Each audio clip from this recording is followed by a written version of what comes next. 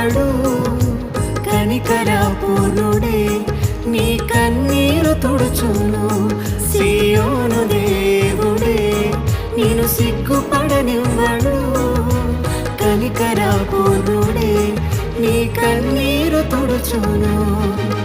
అసమానుడైన వాడు అవమానపరచడు నిన్ను. ఓటమి ఎరుగని మన దేవుడు